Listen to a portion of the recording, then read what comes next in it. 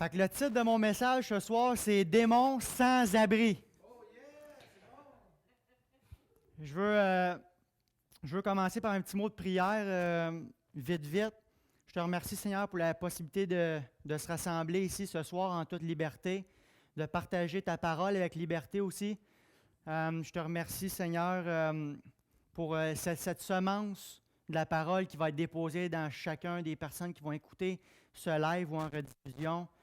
Je te prie qu'il y ait des serviteurs qui puissent vraiment commencer à faire de la délivrance et d'amener des démons sans abri dans le nom puissant de Jésus-Christ. Amen.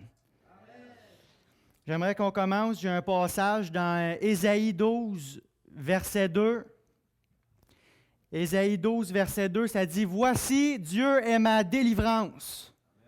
Je serai plein de confiance et je ne craindrai rien, car l'Éternel est ma force et le sujet de mes louanges.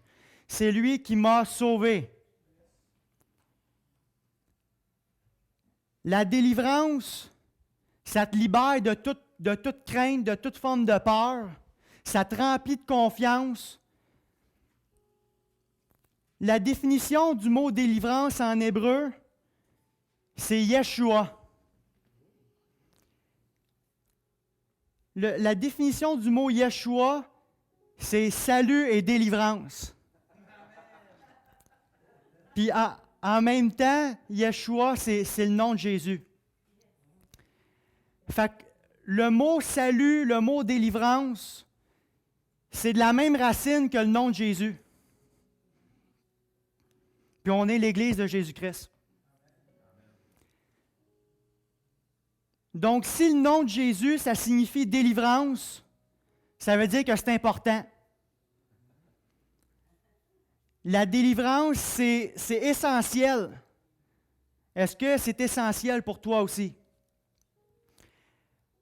Il y a un passage dans le Nouveau Testament, je commence dans Luc, chapitre 4, verset 16, mais avant, on voit dans Luc 3 que Jésus se fait baptiser, par ça, dans le début de Luc 4, on voit qu'il y a la tentation qui vient.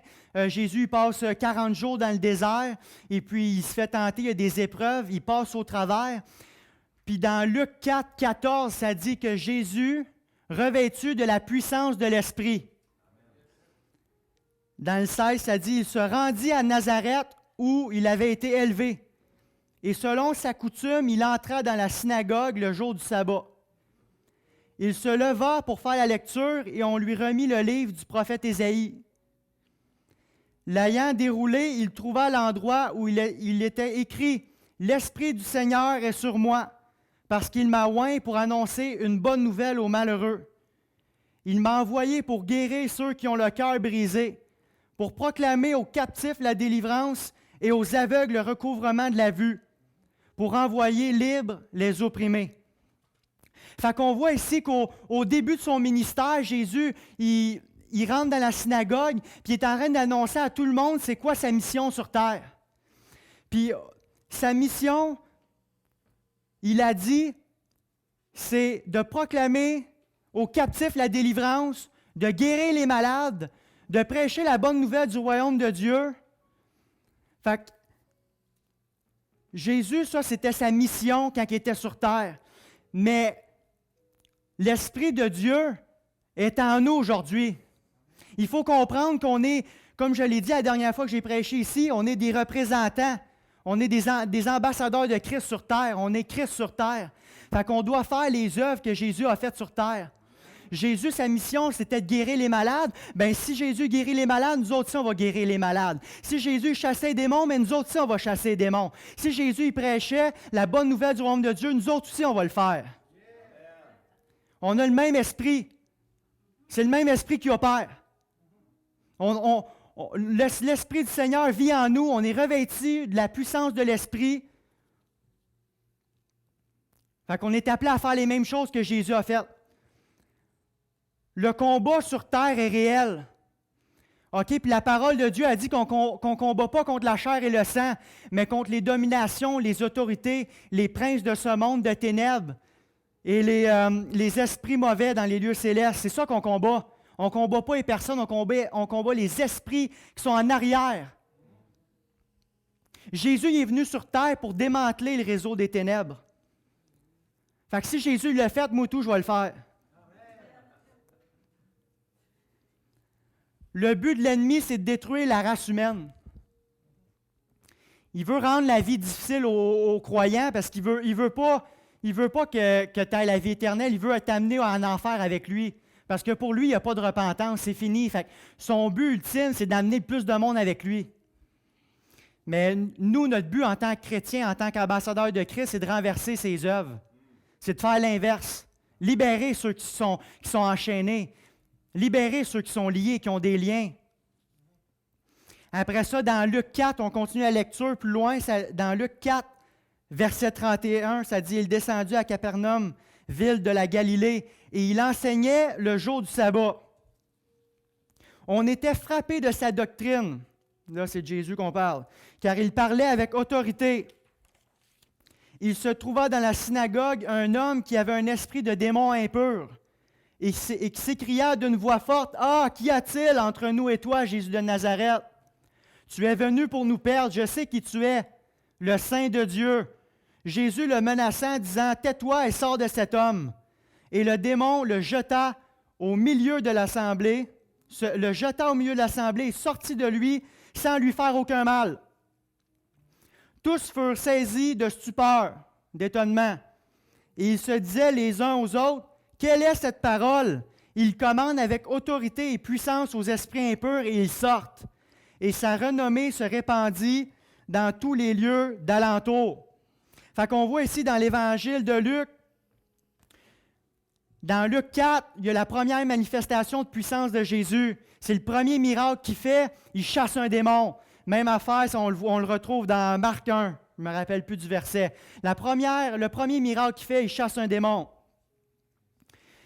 Puis ce qui est important aussi ici, c'est qu'il commande avec autorité et puissance. Puis je reviens avec le fait qu'on est ambassadeur de Christ. Quand on devient enfant de Dieu, ça dit aussi qu'on est héritier de Dieu et co-héritier de Christ. Fait qu'on a la même autorité de Jésus, puis on a la même puissance que Jésus pour chasser les démons. C'est pas merveilleux, ça? On continue encore dans Luc, on poursuit dans Luc 9. Luc 9, verset 1. Ça dit, « Jésus, ayant assemblé les 12, leur donna force et pouvoir sur tous les démons. » Là, le mot « tout » est important, OK? Il n'y a rien que tu n'as pas le pouvoir dessus. « Avec la puissance de guérir les maladies, il les envoya prêcher le royaume de Dieu et guérir les malades. » Même affaire dans Luc 10, 17. Les 70 revinrent avec joie, disant, « Seigneur, les démons même nous ont soumis en ton nom. » Jésus leur dit, « Je voyais Satan tomber du ciel comme un éclair. Voici, je vous ai donné le pouvoir de marcher sur les serpents et les scorpions et sur toute la puissance de l'ennemi. Et rien ne pourra vous nuire. Cependant, ne vous réjouissez pas de ce que les esprits vous sont soumis, mais réjouissez-vous de ce que vos noms sont écrits dans les cieux. » Fait qu'on voit ici que Jésus, sa mission sur terre, il est en train de dire aux disciples, « Je vous ai donné le pouvoir de le faire. Fait que faites la même affaire que j'ai faite. » Fait qu'on voit ici que chasser les démons, guérir les malades, prêcher le royaume de Dieu. Encore la même mission qui revient, mais il donne le mandat à ses disciples de le faire. Puis c'est la même affaire avec nous aujourd'hui. Tu le vois dans les Actes des Apôtres, ça continue. On est l'Église, on continue, on doit faire les mêmes œuvres que Jésus faisait quand il était sur terre.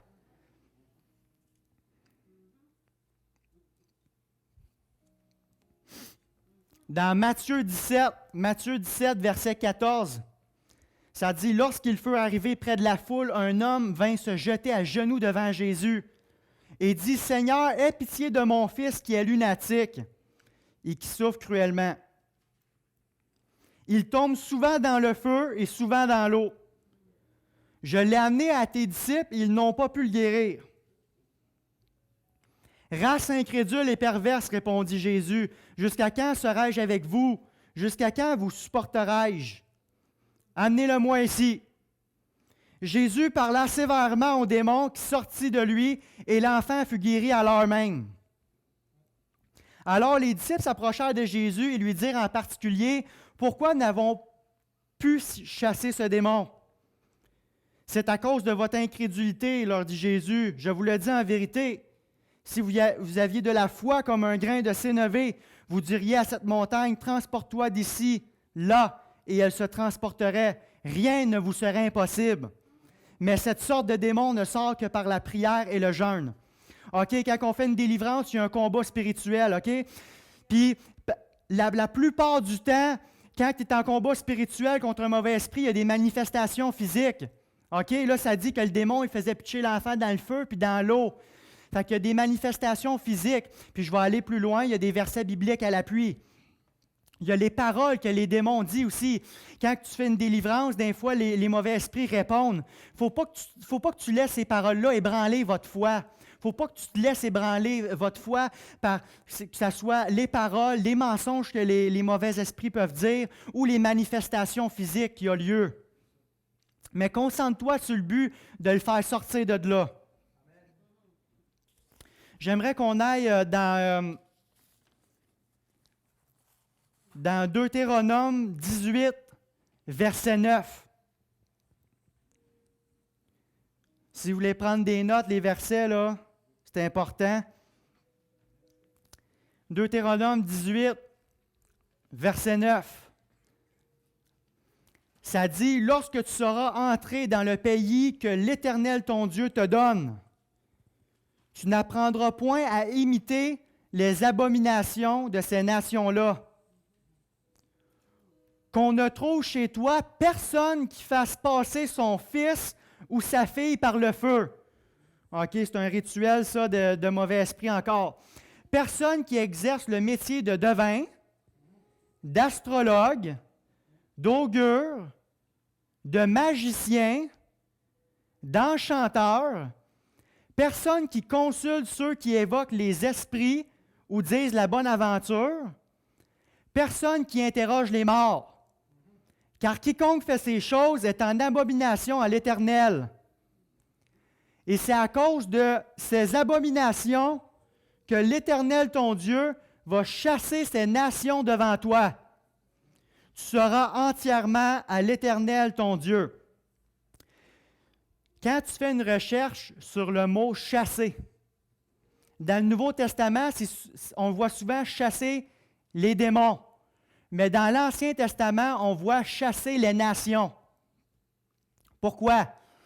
Parce que dans l'Ancien Testament, avant le salut en Jésus-Christ, à la croix, le peuple d'Israël n'avait pas autorité pour chasser les démons.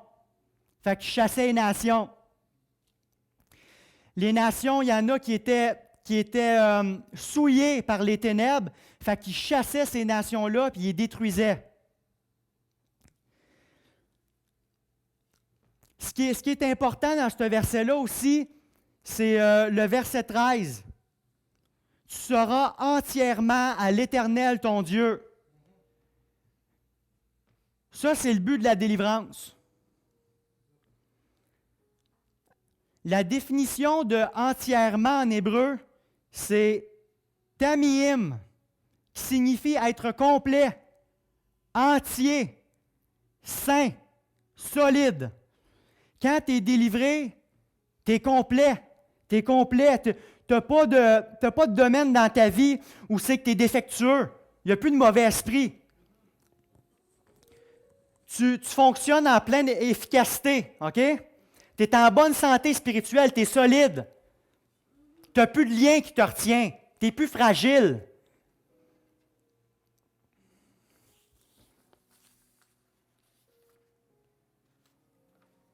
J'aimerais qu'on aille ensemble aussi dans Acte 19. On va commencer au verset 1. Il va y avoir beaucoup de lectures, mais c'est important d'être dans le contexte. Acte 19, ça dit « Pendant qu'Apollos était à Corinthe, Paul, après avoir parcouru les hautes provinces de l'Asie, arriva à Éphèse. Ayant rencontré quelques disciples, il leur dit « Avez-vous reçu le Saint-Esprit quand vous avez cru? » Et ils lui répondirent « Nous n'avons même pas entendu qu'il y ait un Saint-Esprit. » Il dit « De quel baptême avez-vous donc été baptisés? » Ils répondirent du baptême de Jean.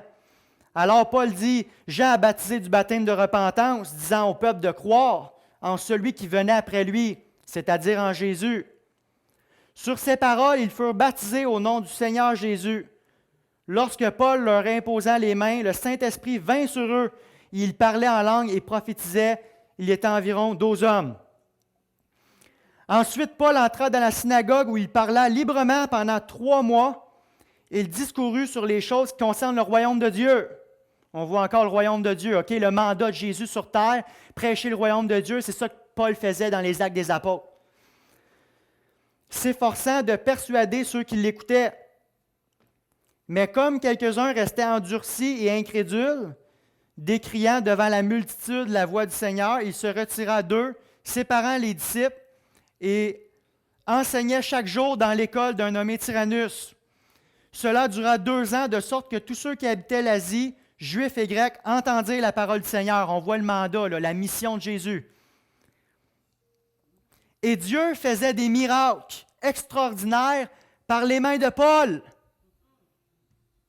On voit encore la mission de Jésus sur terre. Paul, c'est ça qu'il accomplissait. Au point qu'on appliquait sur les malades des linges et des mouchoirs qui avaient touché son corps, et les maladies les quittaient et les esprits malins sortaient. On voit encore la mission, là. Paul, il fait la mission que Jésus a faite sur terre.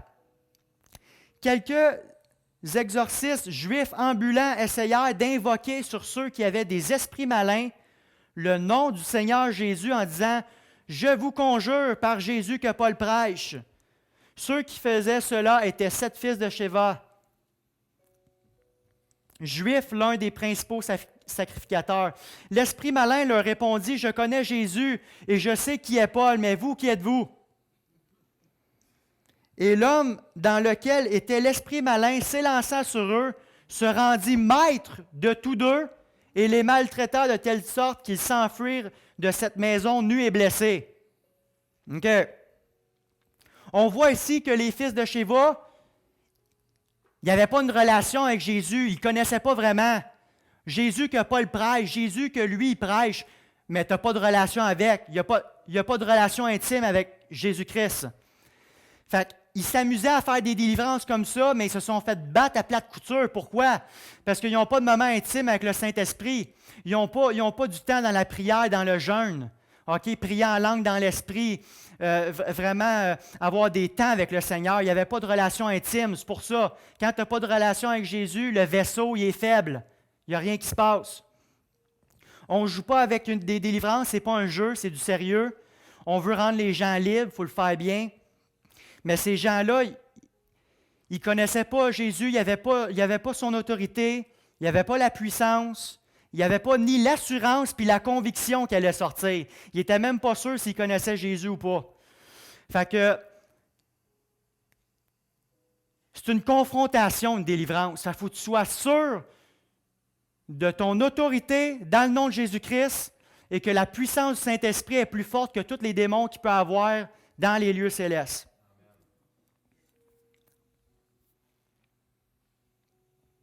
Cela, on continue, Acte 19, verset 17.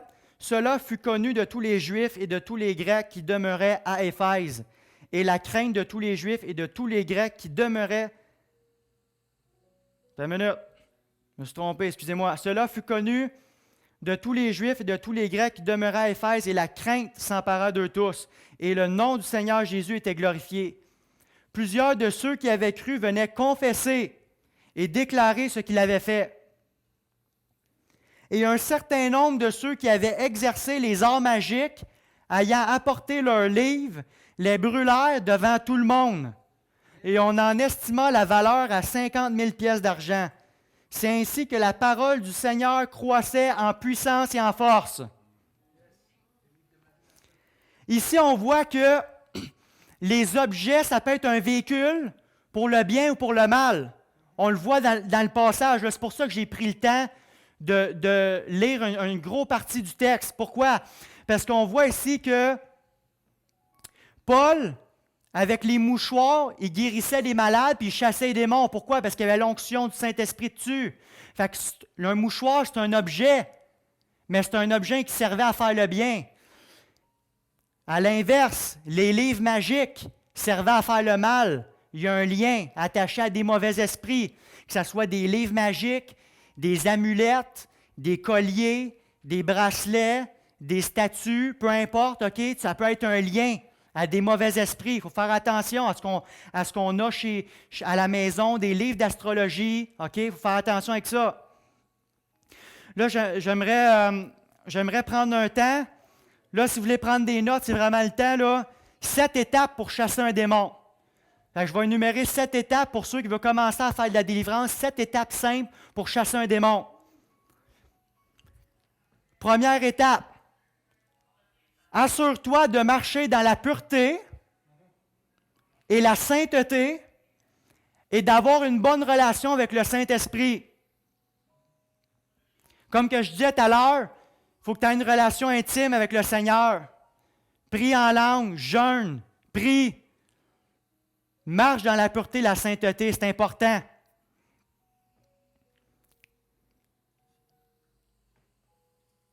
Deuxième étape, rassure la personne en lui disant que c'est un acte d'amour et que tu fais cela pour qu'elle soit libre.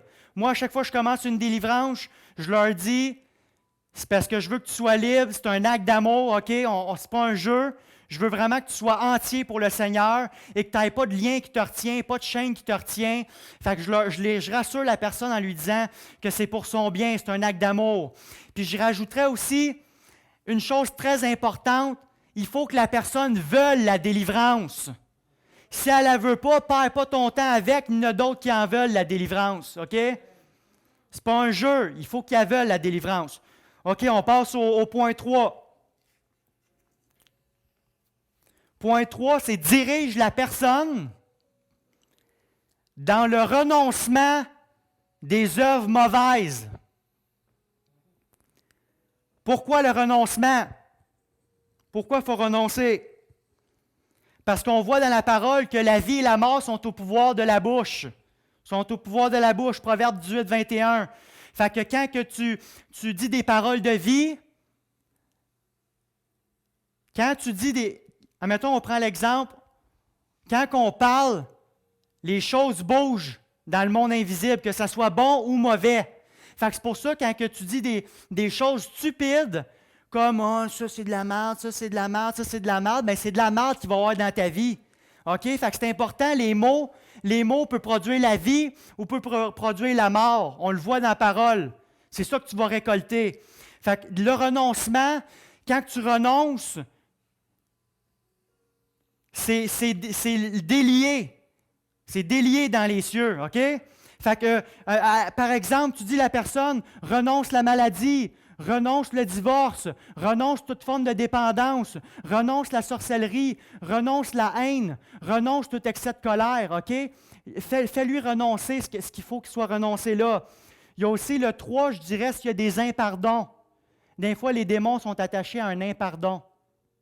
C'est important que la personne puisse pardonner à cette personne-là, que ce soit un parent, une sœur, un frère, un pasteur, un leader, ton boss, OK? Il faut qu'il y ait du pardon parce qu'habituellement, en tout cas, il y a des fois où c'est que pendant que la délivrance, le démon a un droit légal d'être là parce qu'il y a un impardon dans leur vie. Dans 2 Corinthiens 2,10, 2 Corinthiens 2,10, « Or, à qui vous pardonnez, je pardonne aussi. Et ce que j'ai pardonné, si j'ai pardonné quelque chose, c'est à cause de vous, en présence de Christ, afin de ne pas laisser à Satan l'avantage sur nous, car nous n'ignorons pas ses desseins. » Fait qu'ici, ils sont en train de dire que s'il y a un manque de pardon en quelque part, Satan peut prendre avantage sur ça. Le 3, on continue dans le 3. Le 3, c'est je vais le répéter, dirige la personne dans le renoncement. Assure-toi qu'il y a du pardon, il n'y a pas d'impardon, excuse. Et puis, renonce verbalement, fais-lui renoncer verbalement qu'elle ne veut plus que la présence du mauvais esprit soit là. Exemple, tu lui fais dire, « Mauvais esprit, je ne suis plus ta maison. Je ne te veux plus. Tu n'as pas de pouvoir sur moi. Je suis le temple du Saint-Esprit. » Fait que le démon, il faut qu'il sache qu'il n'a plus sa place là, puis la personne, elle ne le veut plus.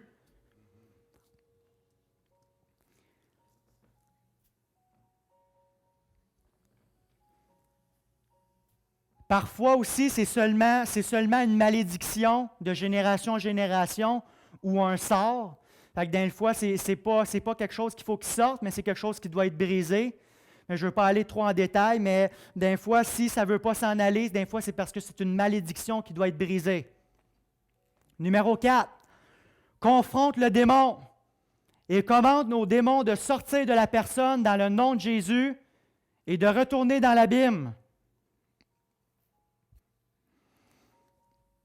Dans Luc 8,30, ça dit, Luc 8,30, Jésus lui demanda, « Quel est ton nom? » « Légion, répondit-il, car plusieurs démons étaient entrés en lui. Et il priait instamment Jésus de ne pas leur ordonner d'aller dans l'abîme. OK? Les démons, ils ne veulent pas y aller parce que quand ils y vont, ça veut dire qu'ils ont échoué leur mission. OK? Puis leur retour, là, ça ne doit pas être vraiment du gâteau, ils doivent se faire battre. OK? Ils ont échoué leur mission. Quand ils sortent et ils s'en vont dans l'abîme, mission échouée. L'abîme, moi, je vois ça comme le quartier général des démons ou une prison en attente du jugement dernier. Fait qu'ils ne veulent pas retourner là parce que c'est comme une mission échouée pour eux. Quand tu confrontes le démon, comme j'ai dit tout à l'heure, la plupart du temps, OK, ça se peut qu'il n'y ait pas de manifestation physique. J'ai déjà vu des délivrances, ceux qui n'avaient pas, mais 90% et plus, il y a des manifestations physiques, que ce soit la toux, le vomissement, l'étourdissement, OK, des choses comme ça, des grands cris, poussent de grands cris. C'est normal. On voit dans Marc 9, 25, Jésus, voyant accourir la foule, menaça l'esprit impur et lui dit, « Esprit muet et sourd, je te l'ordonne, sors de cet enfant et n'y rentre plus. » Et il sortit en poussant des cris et en l'agitant avec une grande violence. Manifestation physique, c'est biblique. L'enfant devint comme mort. Il ne l'était pas, là. De sorte que plusieurs disaient qu'il était mort, mais Jésus, l'ayant pris par la main, le fit lever et il se tint debout. Fait que c'est normal qu'il y ait des manifestations, c'est biblique. On voit aussi dans Acte 8, verset 6, les foules tout entières étaient attentives à ce que disait Philippe lorsqu'elles apprirent et virent les miracles qu'il faisait, car des esprits impurs sortirent de plusieurs démoniaques en poussant de grands cris. On voit encore ici les manifestations. Et beaucoup de paralytiques et de boiteux furent guéris. Il y eut une grande joie dans cette ville. Fait qu'on voit à plusieurs reprises que les manifestations sont bibliques. Il y en a eu dans le temps de Jésus, il y en a encore aujourd'hui. Numéro 5. Numéro 5, c'est important. Si le démon il prend du temps à sortir, cherche pourquoi. Des fois, ça peut être juste de la résistance, il faut que tu mettes plus de pression, mais des fois, il faut peut-être aller revoir le numéro 3. Peut-être qu'il y a un impardon encore qui est là, peut-être que la personne n'a pas encore pardonné la personne avec laquelle l'esprit impur est attaché. Des fois, c'est un objet. Il est en lien avec un objet que la personne ne veut pas se débarrasser. C'est pour ça qu'il y a un droit légal d'être là encore. Fait que tu dois brûler ou jeter ces objets-là, que ce soit un collier, un bracelet, comme j'ai dit tout à l'heure. J'ai dit aussi,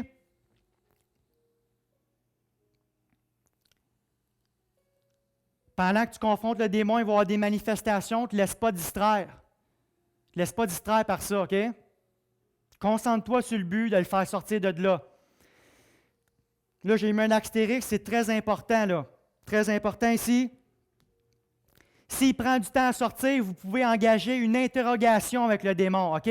Je vais être clair, ce n'est pas une conversation, c'est une interrogation.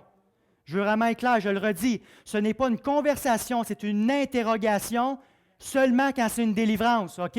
Pas n'importe quand, seulement quand c'est une délivrance. Tu l'interroges pour avoir des informations. Très important, je vais le redire, ce n'est pas une conversation, une interrogation. Je vais vous dire des exemples, je vais dire 7 points que tu peux poser comme question à un démon. Première, combien vous êtes à l'intérieur de cette personne-là? Numéro 2, comment tu es rentré dans cette personne-là? Numéro 3, pourquoi tu ne le quittes pas? Numéro 4, Est-ce qu'il y a un sort de lancer sur cette personne ou une parole de mort, une malédiction de génération en génération qui est là? Numéro 5, est-ce que tu es attaché à un objet? Numéro 6, depuis quand tu es dans cette personne? Le démon peut te révéler depuis combien de temps qu'il est là. Numéro 7, c'est quoi ton nom? Tu lui demandes au démon, c'est quoi ton nom? En réalité, le nom, on s'en fout complètement. Ce qu'on veut savoir, c'est la fonction. Si on connaît le nom, on connaît la fonction. Fait qu'on peut détruire l'attaque spécifique. Admettons, c'est esprit de peur. Il y a peut-être de l'angoisse qui est là dans votre vie. Fait que là, on sait la fonction, c'est que ça crée de l'angoisse, ça crée de la peur. Tu as peur de tout, tu comprends? C'est rien pour savoir la fonction. Fait que ça, c'est 7 choses que tu peux interroger un démon pendant une délivrance. Je vais être bien clair, ce n'est pas une conversation. Numéro 6, une fois qu'il est parti ou que tu penses qu'il est parti, vérifie 2 ou 3 fois pour être sûr. Pourquoi? Parce que les démons sont excellents pour se cacher. Excellents pour se cacher. Fait que tu vérifies, admettons que tu es en train de commander à l'esprit de peur de sortir, puis que tu penses qu'il est sorti, tu vérifies, esprit de peur, je te commande de sortir de là maintenant dans le nom de Jésus. Puis tu le vois, s'il y a des manifestations, c'est parce qu'il est encore là, il était resté caché. Mais tu peux, si tu ne vois rien, si la personne se sent libre, elle a senti quelque chose, l'a quitté, elle se sent joyeuse, il n'y a pas de manifestation, tu peux en conclure qu'il est parti. Tu peux demander au Saint-Esprit aussi de te révéler s'il est encore là. Parole de connaissance. C'est pour ça que c'est important. Ça c'est une conviction personnelle. C'est important de faire une délivrance à 2. Parce que pendant que la personne fait la délivrance, l'autre y intercède, puis il peut avoir des paroles de connaissance face à la situation. Fait que tu dois regarder s'il y a des manifestations, s'il est encore là, parce que, je vous le répète, ils sont très bons pour se cacher. Fait qu'il faut que tu vérifies pour être sûr. Est-ce que tu peux arrêter les manifestations à tout moment? Oui.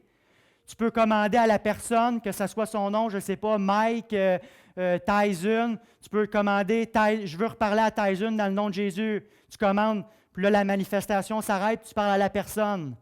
Tu peux arrêter les manifestations comme tu veux, n'aie pas peur.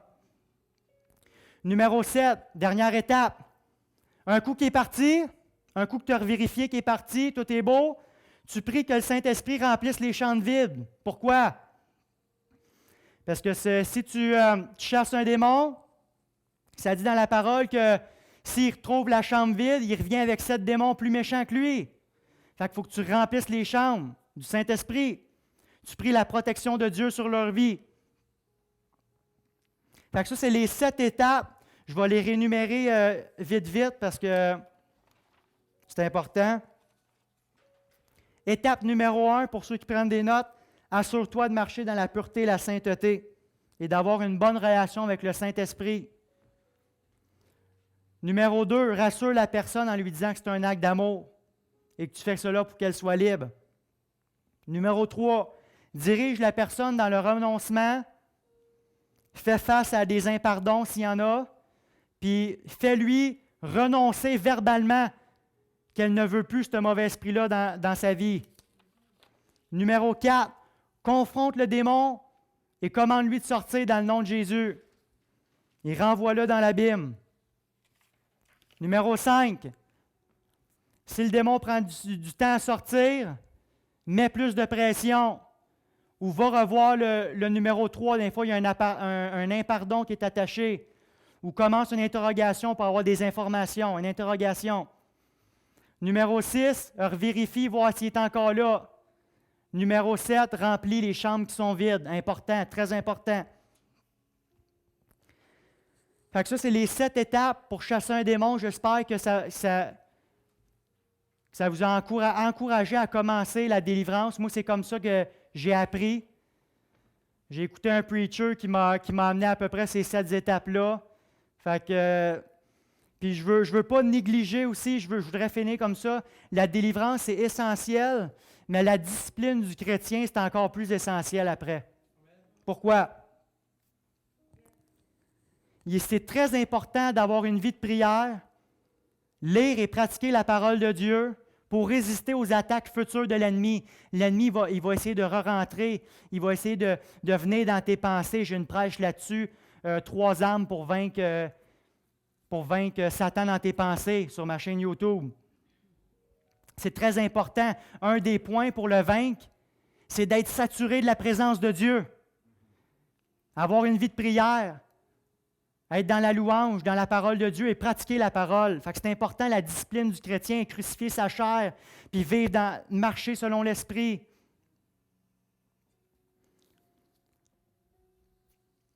Fait que j'aimerais ça qu'on rentre dans un temps de prière ensemble.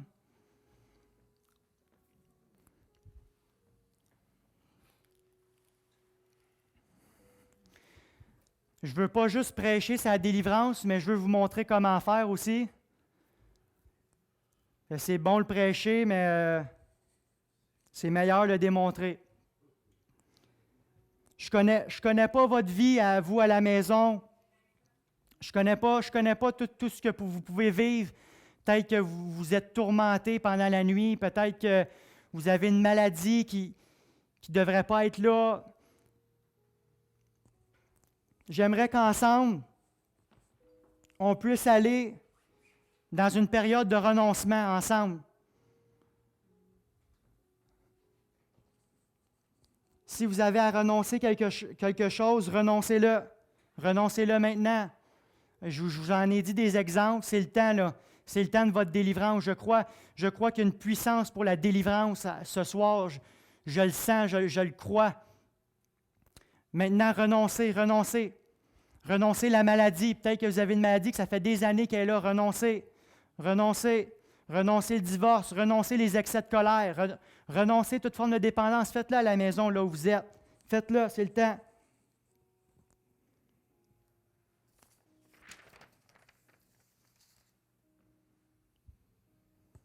Si vous avez toute forme de dépendance, drogue, alcool, casino, jeux vidéo, renoncez. C'est le temps. Renoncez la sorcellerie. Renoncez maudire avec sa bouche. Renoncez, c'est le temps.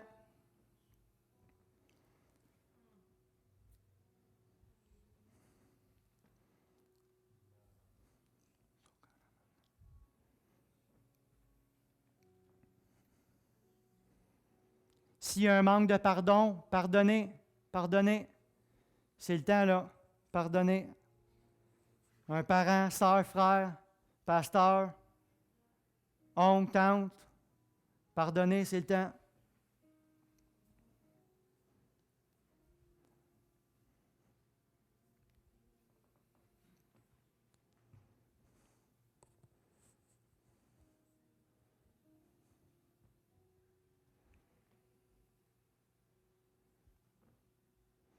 On peut dire tous ensemble aussi à la maison, vous pouvez répéter après moi. On peut le répéter ensemble. Mauvais esprit, je ne suis plus ta maison. Tu n'as pas de pouvoir sur moi. Je suis le temple du Saint-Esprit. Il est temps pour toi de partir.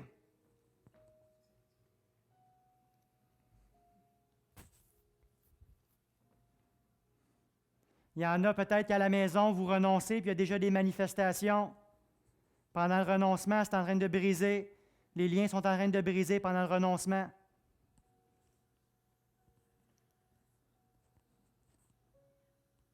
Numéro 4, c'est confronter le démon. Je commande à tout mauvais esprit qui peut vous tourmenter pendant la nuit, tout esprit de nuit qui vient vous tourmenter, esprit de crainte qui vous empêche de dormir, je viens contre toi maintenant. Tu les lâches dans le nom de Jésus maintenant.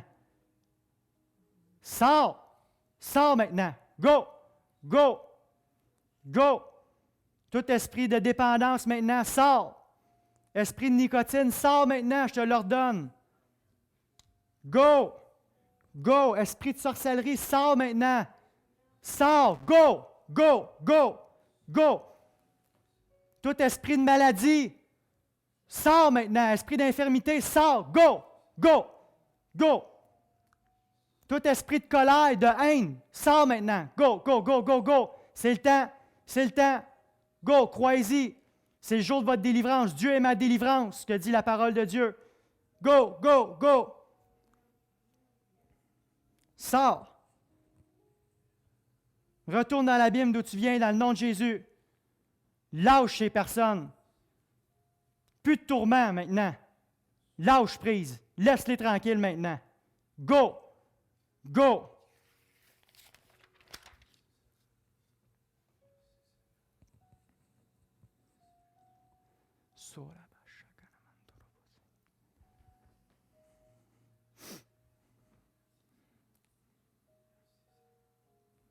S'il y a des manifestations, si vous toussez, si vous poussez des cris, laissez-les aller. Les démons sont en train de sortir. Go! Go! Tout esprit de distraction qui vous distrait à gauche, à droite, les jeux vidéo, casino, go! Out! Sors maintenant! Sors! Go! Go! Tout esprit de tristesse, go! Sors maintenant! Go! Go! Go! Merci Dieu, merci Dieu. Merci Dieu.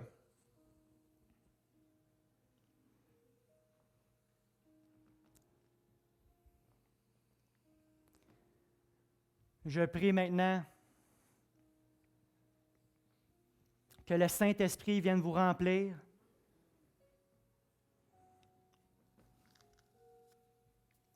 Qu'il vienne remplir toutes les chambres vides. Merci Dieu pour la délivrance. Il y a des personnes qui sont délivrées. Merci Dieu. Saint-Esprit, viens remplir les chambres. Je prie la protection de Dieu sur votre vie. Merci Saint-Esprit. Remplis-les. Remplis-les de ta présence. Remplis toutes les chambres vides. Merci Dieu.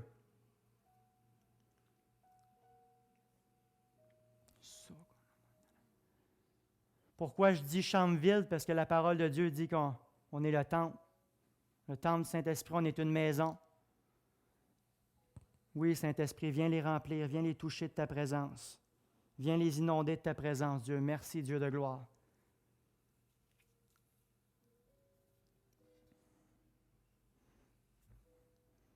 C'est le temps de marcher dans la discipline, une vie de prière, prier dans l'Esprit. Et c'est à votre tour maintenant d'exercer des exorcismes, faire de la délivrance à ceux qui sont dans le besoin. Je veux prier aussi pour ceux qui n'ont jamais eu l'opportunité de donner leur vie au Seigneur. Vous pouvez répéter après moi. Seigneur Jésus,